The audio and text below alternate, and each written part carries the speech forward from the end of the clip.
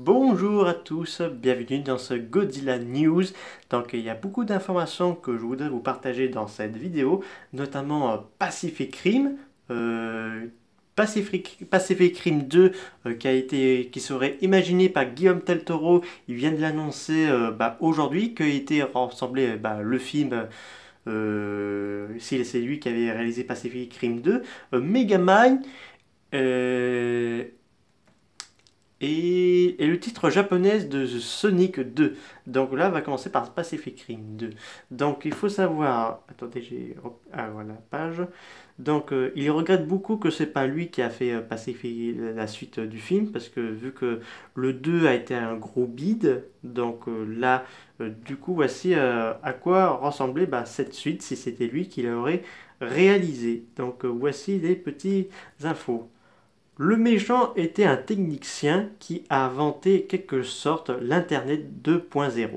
Et puis ils ont réalisé que tous ces découvertes lui sont venues au jour au lendemain. Petit à petit, ils ont commencé à rassembler tous les éléments et se sont dit, oh, il est au précurseur, des précurseurs, les gars qui contrôlent les kaiju.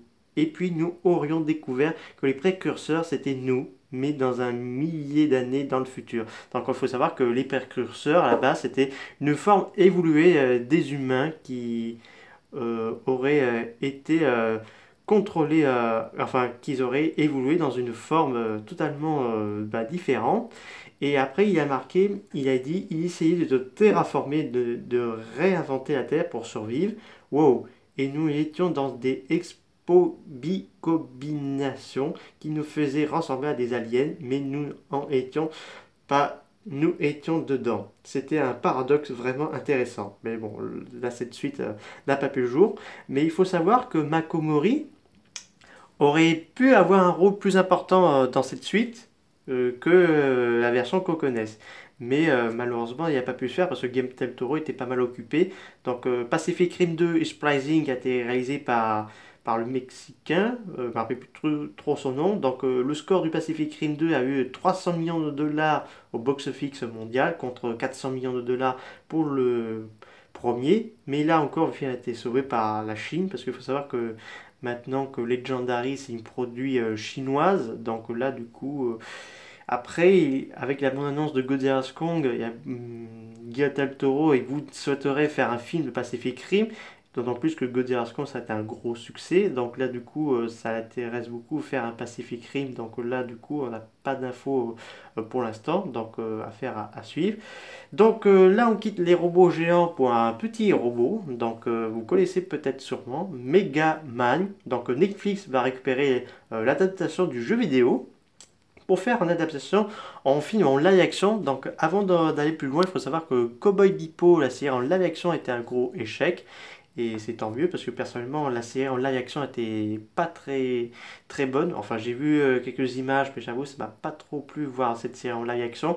J'ai essayé de regarder l'animé mais là il n'y aura pas de saison 2 pour Cowboy Bebop et c'est officiel. Donc là du coup vous avez la version animée disponible sur Netflix et la série en live action. Donc il faut savoir que Megamind appartient au studio Capcom, donc Monster Hunter, Resident Evil et bientôt encore. Et donc c'est un film qui devait sortir à la base au cinéma, sauf que le film va sortir sur Netflix, ils ont eu les droits.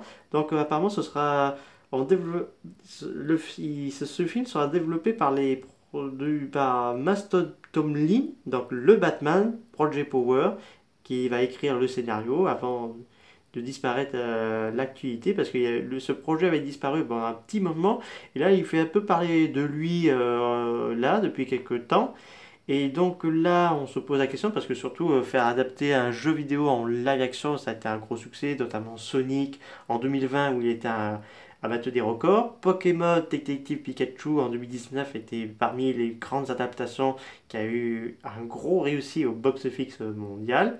Donc là, c'est plutôt encourageant. Donc nous verrons bien à quoi ressemblera ce Megamind de Netflix. Mais pour l'instant, il n'y a pas de date de sortie, il n'y a pas de date d'année. Donc je suppose que c'est en cours, mais là, on va voir quels sont les résultats.